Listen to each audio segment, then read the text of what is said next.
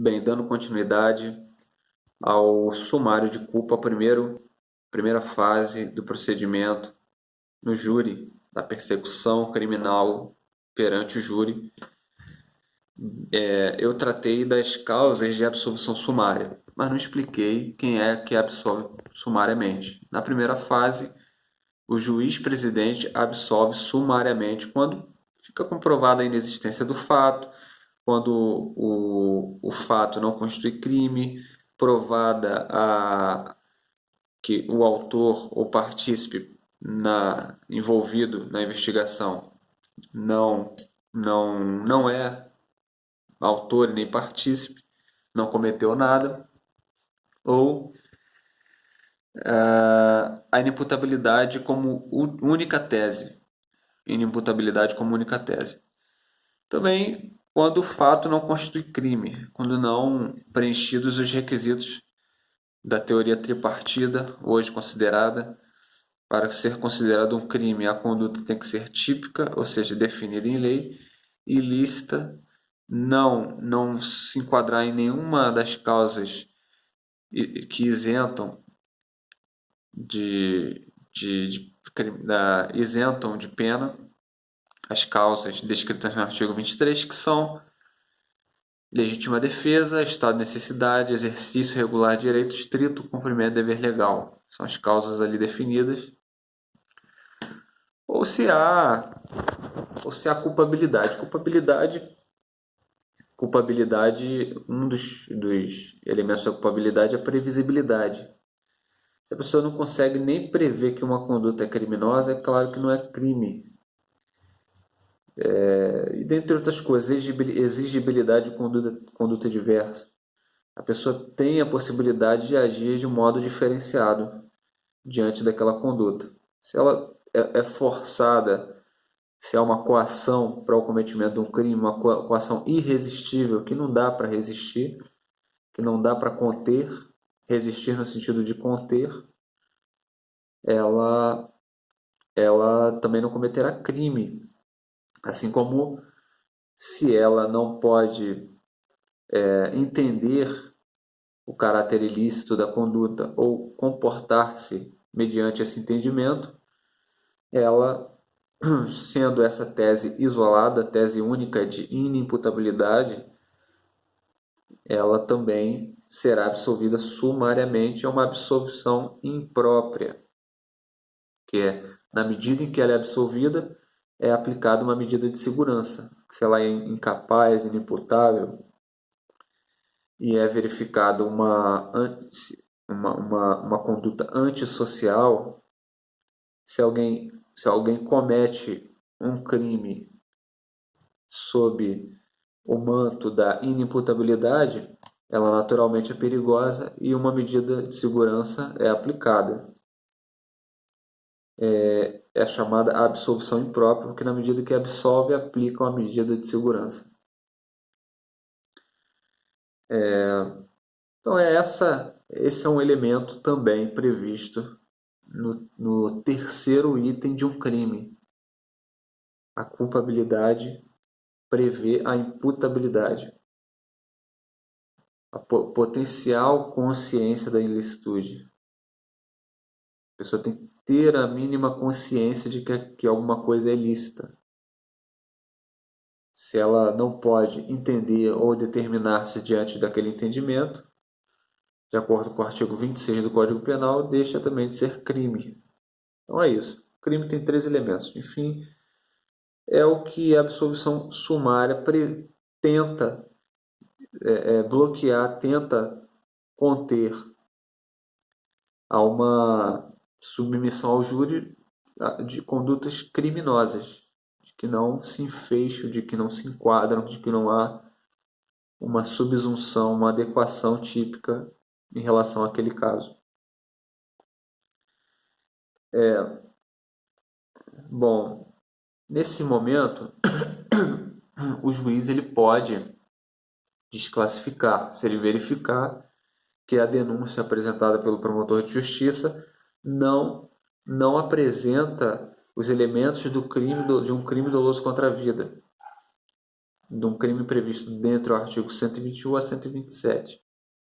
Nesse caso, o promotor pode desclassificar, ou o juiz pode desclassificar a conduta pelo princípio da congruência.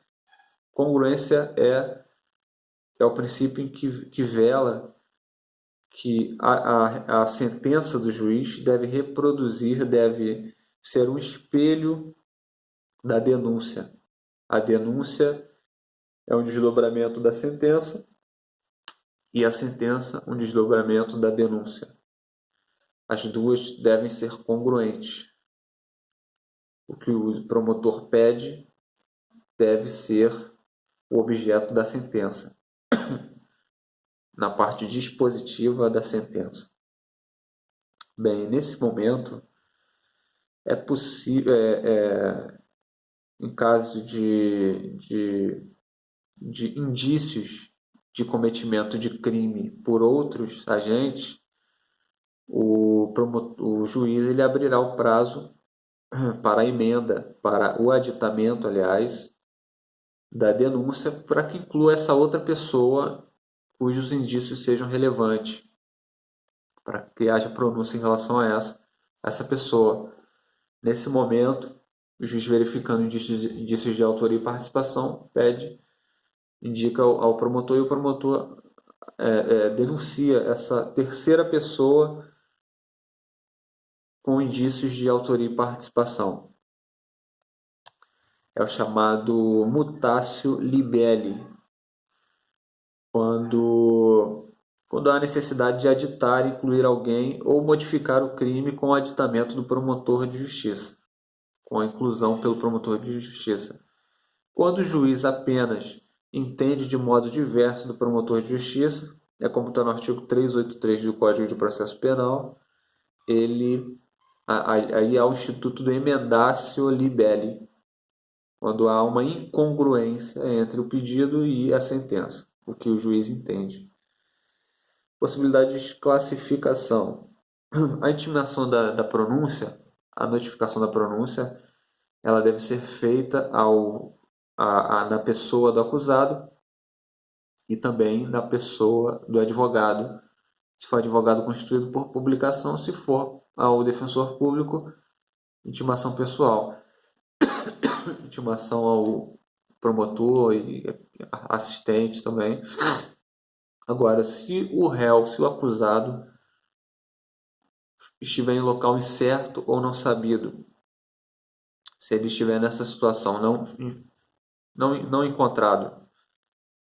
Antigamente havia a chamada crise de instância, em que o juiz, presidente, suspendia o processo até que fosse encontrado o elemento, até que fosse encontrado o acusado e ele participasse da audiência pessoalmente. Hoje em dia, a regra geral é de que há necessidade de participação do acusado na audiência, porém ela não é indispensável. Caso ele não compareça, esteja em local incerto ou não sabido, a audiência prossegue após a intimação editalícia prevista no artigo 420, inciso 1. A intimação editalícia, por edital, quando esgotados os meios mais eficazes para a notificação e forem frutíferas. Nesse caso, é possível a intimação por edital, preclusa a decisão de pronúncia. Se ele for pronunciado e transitado em julgado essa decisão, é possível, aí é submetido ao júri. Vai à conclusão ao juiz. Quando vai à conclusão, quando ele analisa, é recebido no gabinete dele. Após analisar, isso vai submeter ao corpo de jurados, ao conselho de sentença. Nessa preparação, o juiz ele intima o Ministério Público, intima todos os interessados e que esses interessados indiquem 5 testemunhas em até 5 dias. Faz todas as diligências para poder sanar qualquer tipo de nulidade para não travar o processo e inclui em pauta, indica um dia para a audiência. Procedimento procedimento grande o de júri. Nesse caso, é avaliada a possibilidade de desaforamento. A parte interessada, inúmeros interessados podem pedir o desaforamento. O juiz, o promotor, o defensor, o acusado, todos podem pedir o desaforamento, que é a transmissão do júri, do julgamento pelo júri, de uma comarca próxima, na mesma comarca, numa comarca da mesma região, em outra comarca da mesma região. Quando a ordem pública seja relevante, a mantença, haja demonstração de que não há imparcialidade, clamor social naquela região, para a segurança das testemunhas e dos presentes, ou quando houver muito trabalho é a impossibilidade de agendamento de audiência dentro dos 6 meses. Nesse caso, terá preferência no andamento e o juiz tem que ser obrigatoriamente ouvido. Esse pedido de desaforamento ele pode ser feito até o julgamento, ou se houver recurso da decisão de pronúncia, não é possível pedir o desaforamento ao tribunal. O tribunal é quem julga isso. O tribunal é a segunda instância, quem define se vai ser julgado naquela comarca ou em outra comarca, de acordo com o clamor social da possibilidade de trazer ao julgamento justiça. Se o caso é de relevante influência na população da onde vão ser extraídos os jurados, é possível modificar para uma outra, para que o julgamento seja isento, justo, de acordo, sem nenhuma interferência de mídia, sem interferência por contato, por repulsa qualquer. Essa é a ideia do desaforamento.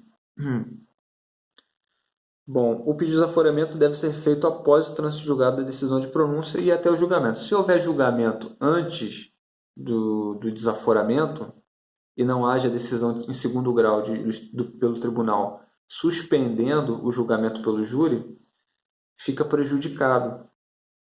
Tá? Se houver julgamento, fica prejudicado. O que a parte interessada, o acusado, pode fazer é apelar.